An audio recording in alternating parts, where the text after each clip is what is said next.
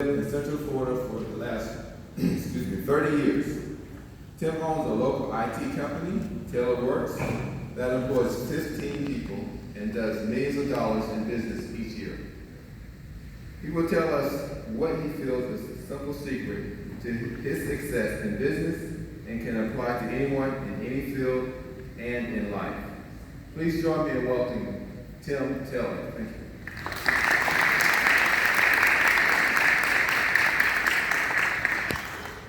Students and faculty and families, how are y'all doing today? So some of you are about to graduate, right? About to go out in the big, mean, bad world, right?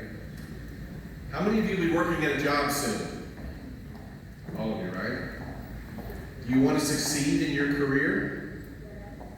Absolutely. We all want to succeed, don't we? Do you know how? Do you know how you're going to succeed? This is what I want to share with you today. You're entering the formative years of your career right now. Just like when you're a child learning to walk, one of the things that's important to realize is you are entering the formative years. These are the growing years of your career. Graduating from this institution is only the beginning of your career. These are very important years, and you must realize that the minute you graduate, you're starting your career. Some of you have already started. Are any of you going to walk out here and walk right into the career you want for the rest of your life? Probably not. I'll tell you that many of you know what you want to do for a living, but you'll find something else later in your life that will drive your passion, and that's what you'll find what you really want to do. I own an IT company. We maintain over 2,000 computers in Central Florida. I never touched a computer in my life until I was a sophomore in college. Now, I'm a lot older than you, so there weren't computers available back then. But the minute I touched one, I knew that's what I wanted to do, in some fashion. I started out as a programmer and moved into network support and management and went in that direction. I will tell you this, that all of you will have a hard, difficult job at some time in your life that you hate. All of you. Parents, do you concur with me? All of you. At some point in your life, everyone's not in their head, guys. At some point in your life, you'll have a hard, difficult job that you will hate. I want you to look at that as a gift. That is a gift to you. All of you have at least one job, or part of a job, that you will fail at. You will fail at some point in your life, at some part of your job. I want you to look at that as a good thing. You learn much more from failure than from success. Significantly more. How many of you play sports, even just with your friends? Okay, everybody, right? The first time you shot a basketball, did you make it? In the hoop? You probably threw it too hard, you threw it too soft, whatever. You had to learn how to do it. You had to learn how to succeed in basketball. How many of you know that Michael Jordan was cut from the first basketball team he tried out for? Michael Jordan was cut. Did he give up when that happened? Or did he learn how to do it better? Did that failure teach him more than if he had just walked out there and made the team? It absolutely did. He went and worked on himself so he could make the team next year. Failure is a large part of success. None of you will succeed the first time. How many of you are in a computer program? All of you, right? It was a technical college. All right? Did it work the first time you wrote it? Absolutely not. You worked on it for hours and hours and tweaked it. The failures that you made in doing that helped you perfect your program and make it better. Who wants to be Mark Zuckerberg? All right? Who thinks he just wrote some software and became a multi-billionaire? You know, he was a programmer for 7 years before he sat down in his college dorm and wrote Facebook and started that revolution. Do any of you flip hamburgers today?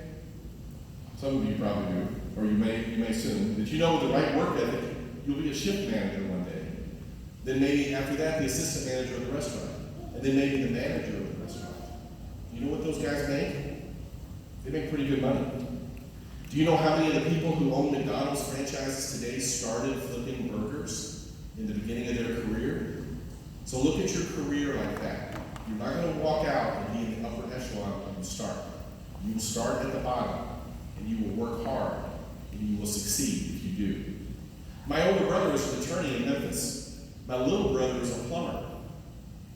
He worked hard one day and opened his own commercial plumbing business. I own an IT company. Guess who has the most money in the bank? My little brother, the plumber. He owns an airplane. I hate him. I want you to succeed in any field that you want to enter, and I have 3 simple steps for you to do that. If you follow these steps, there's no way that you cannot succeed. This is the steps that I use to build my business. Everybody can remember 3 steps. Number 1, do a good job. No matter where you work, do a good job at what you do. Believe that your boss will tell you every day what it means to do a good job in this business. It doesn't matter where you are, and know that's not the final place you're going to be. But if you want to move forward, do a good job. Number 2, have a good attitude. Have a good attitude. Everyone should want to work with you, especially your boss. And number 3, never, never, never give up on your dreams and goals. Never. Let me tell you a little story about attitude. There were 2 brothers who came from a poor part of Chicago. They came from a very abusive family, especially their father. He was a violent man and he was in jail most of his life. At the different times in their lives when he was out of jail, he was very abusive to them. One of the brothers went on to be in jail most of his life too. And the second one graduated from Harvard. A researcher asked both of these men why they ended up in the places they did, and they both said the same thing.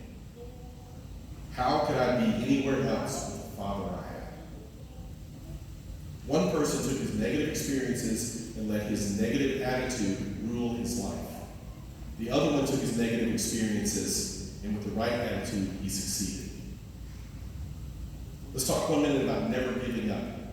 I'll tell you a story of, this is a political leader that lived at one time in our country. When he was 23 years old, he lost his job and he was defeated for state legislature. When he was 24, he failed in business.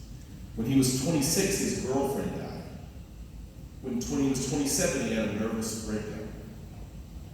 When he was 29, he was defeated for Speaker of the state legislature. When he was 34, he was defeated for nomination for Congress. When he was 39, he was again defeated for the nomination. When he was 40, he was rejected for land officer. When he was 45, he was defeated for U.S. Senate.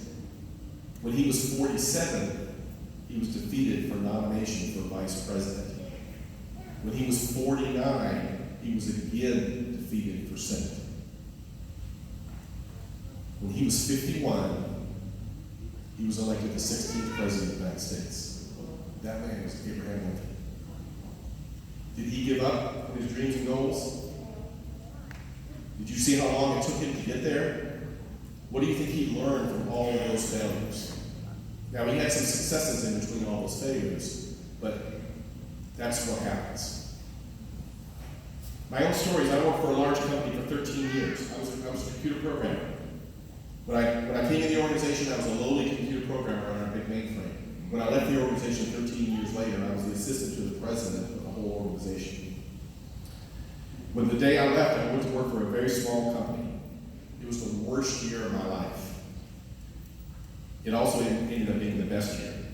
It was just me and the owner, and I was often thrown in over my head. The one thing I remember about the year is it was constantly telling me I was doing a bad job.